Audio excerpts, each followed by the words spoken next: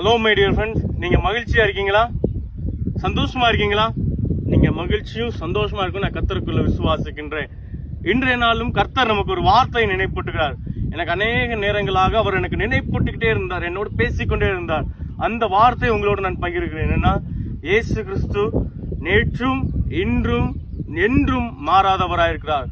Jesus Christ never change. ஏனென்றால் இன்றைய காலங்களில் மனிதர்களுடைய அன்பு பற்பல சூழ்நிலைகளாலும் சில தேவைகளுக்காக மாறுகிறது. அது அதிகமானதாகவோ இல்ல குறைகிறது தேவை முடிந்த பிறகோ. ஆனால் இயேசு கிறிஸ்து நேற்றும் இன்றும் என்றும் சதா காலங்களிலும் மாறாதவராய் இருக்கிறார்.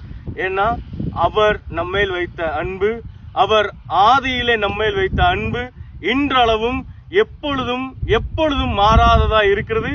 அது மாறவும் மாறாது.